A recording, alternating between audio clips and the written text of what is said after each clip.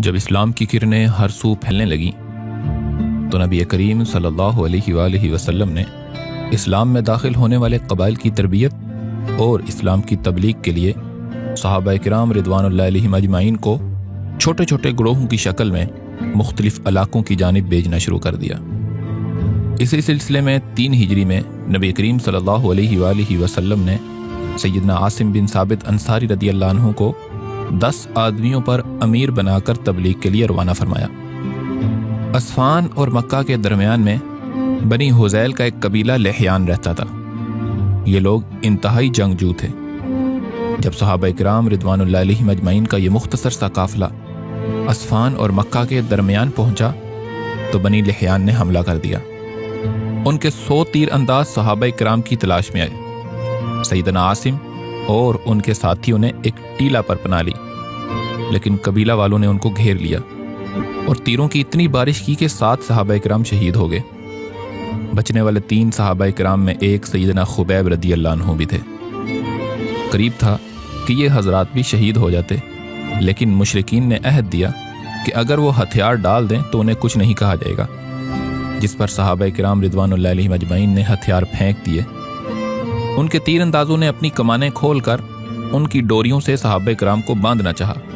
صحابہ نے جب دیکھا کہ یہ لوگ تو عہد توڑ رہے ہیں تو ان میں سے ایک نے ساتھ چلنے سے انکار کر دیا۔ اس پر ان صحابی رسول صلی اللہ علیہ وآلہ وسلم کو بھی شہید کر دیا گیا۔ باقی 2 صحابی رہ گئے، جن میں سیدنا خبیب رضی اللہ عنہ بھی تھے۔ مشرکین نے انہیں لے جا کر مکہ کے بازار میں فروخت کر دیا۔ سیدنا خبیب رضی اللہ عنہ کو حارث بن عامر کے بیٹوں نے خریدا۔ یہ حارث بن عامر وہی شخص تھا جسے غزوہ بدر میں سیدنا خبیب رضی اللہ عنہ نے قتل کیا تھا۔ حارث بن عامر کے بیٹے عقبہ نے سیدنا خبیب رضی اللہ عنہ کو اپنے گھر میں لا کر قید کر دیا تاکہ ان سے اپنے باپ کے قتل کا بدلہ لے سکے۔ یہ حرمت والے مہینے تھے اور کفار مکہ بھی ان مہینوں میں قتل و غارت سے پرہیز کرتے تھے۔ چند ماہ آپ کو ان کی قید میں رہنا پڑا۔ عقبہ نے آپ کو اپنے گھر میں ہی قید کیا ہوا تھا۔ ہاتھوں میں ہتھکڑیاں اور پاؤں میں بیڑیاں تھیں۔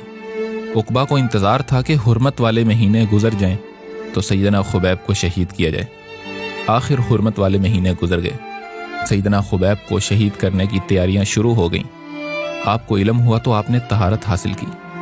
عقبہ کا بچہ کھیلتا کھیلتا سیدنا خبیب رضی اللہ عنہ کے پاس چلا آیا۔ آپ نے اس کو اپنی ران پر بٹھا لیا۔ ماں کی نظر پڑی تو یہ دیکھ کر کانپ گئی، لیکن سیدنا خبیب رضی اللہ عنہ نے فرمایا، تمہارا کیا خیال ہے؟ میں اپنے خون کا انتقام اس بچے سے لوں گا؟ یہ ہماری شان نہیں ہے۔ سیدنا خبیب رضی اللہ عنہ کی باتوں کا عقبہ کی بیوی پر گہرا اثر ہوا۔ وہ خاتون بعد میں کہتی ہے کہ میں نے کوئی قیدی سیدنا خبیب رضی اللہ عنہ سے بہتر نہیں دیکھا۔ میں نے کئی مرتبہ ان کے ہاتھ میں انگور کا خوشہ دیکھا، حالانکہ وہ انگور کا موسم بھی نہ تھا اور ان کے ہاتھ پاؤں بھی بندھے ہوئے تھے۔ اس لیے یقیناً وہ خدا کا دیا ہوا رزق تھا جو خزانہ غیب سے ان کو ملتا تھا۔ سیدنا خبیب رضی اللہ عنہ کے قتل میں مشرکین نے بڑا اہتمام کیا۔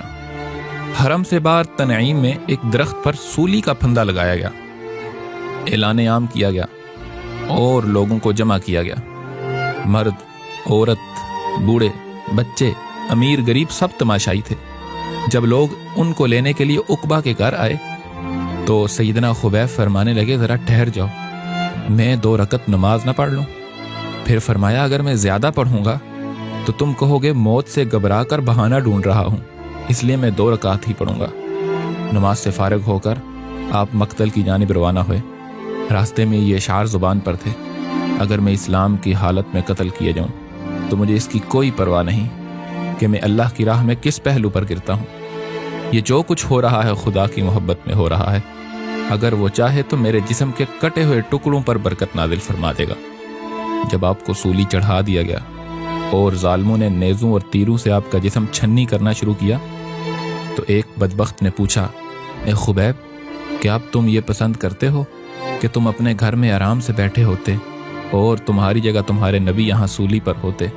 تو سیدنا خبیب نے تڑپ کر جواب دیا، ہرگز نہیں، مجھے تو یہ گوارا بھی نہیں کہ میرے آقا کریم صلی اللہ علیہ وآلہ وسلم کے مبارک پاؤں میں ایک کانٹا بھی چبھ جائے۔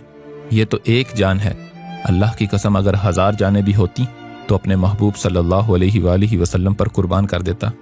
پھر آپ نے مجمع عام پر ایک نظر ڈالی، کسی شخص کے چہرے پر رحم دلی کے آثار نہ تھے۔ یہ دیکھ کر آپ فرمانے لگے، اے اللہ، یہاں کوئی ایسا نظر نہیں آتا جو میرے محبوب کریم صلی اللہ علیہ وآلہ وسلم کی بارگاہ تک میرا سلام پہنچا دے، تو خود ہی میرے آقا کی خدمت میں میرا سلام پہنچا دے اور اپنے حبیب کو میرے حال کی خبر کر دے۔ سیدنا اسامہ بن زید رضی اللہ عنہ بیان کرتے ہیں کہ اس لمحے اللہ کے حبیب اپنے صحابہ کی مجلس میں تشریف فرما تھے۔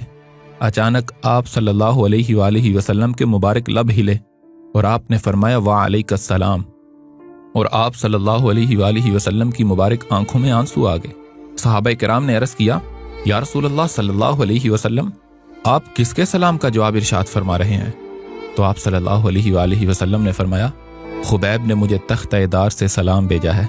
سیدنا خبیب رضی اللہ عنہ کو جب سولی کے تختہ پر چڑھایا گیا، شدید زخمی کرنے کے بعد ایک سخت دل نے سیدنا خبیب سے کہا، اگر تم اب بھی اسلام چھوڑ دو تو تمہیں آزاد کر دیا جائے گا۔ سیدنا خبیب رضی اللہ عنہ نے فرمایا، خدا کی قسم، اگر تمام دنیا کی سلطنت بھی میرے سامنے پیش کر دو، میں تب بھی اسلام نہیں چھوڑوں گا۔ مشرکین نیزوں سے زخم پر زخم لگاتے جاتے، لیکن اس عاشق صادق کے پایہ استقلال میں لغزش نہ آئی۔ مشرکین نے سیدنا خبیب رضی اللہ عنہ کے جسم کے ہر عضو کو نیزوں اور تیروں سے زخمی کر دیا۔ آخر عقبہ بن حارث آگے بڑھا اور آپ کو شہید کر دیا۔ اللہ سبحانہ و تعالی نے آپ کی شہادت کو اس قدر مقدس بنا دیا کہ اس کی خبر سیدنا جبریل علیہ السلام نبی کریم صلی اللہ علیہ وآلہ وسلم کی بارگاہ میں لے کر حاضر ہوئے، اور نبی کریم صلی اللہ علیہ وآلہ وسلم نے اپنے صحابہ میں اپنے اس عاشق کی شہادت کی خبر سنائی۔ اللہ ہمیں بھی توفیق عطا فرمائے کہ ہم جئیں تو رسول اللہ صلی اللہ علیہ وآلہ وسلم کی محبت میں جئیں، اور ہمیں موت آئے تو وہ بھی رسول اللہ صلی اللہ علیہ وآلہ وسلم کی محبت میں آئے۔ طریقہ برہانیہ کے شیخ طریقت امام اہل بیت سیدی فخر الدین الشیخ محمد عثمان عبدو البرہانی قل ان کنتم تحبون اللہ فاتبعونی یحببکم اللہ کے تحت فرماتے ہیں کہ جو شخص نبی کریم صلی اللہ علیہ وآلہ وسلم سے محبت کرتا ہے تو یہ اس بات کی ضمانت ہے کہ اللہ اس بندے سے محبت کرتا ہے۔ اللہ سبحانہ و تعالی سیدنا خبیب رضی اللہ عنہ کے عشق رسول کا ایک ذرہ ہمیں بھی عطا فرما دے، اور آپ کے صدقے اللہ ہمیں بھی اپنا محبوب بندہ بنا لے، آمین۔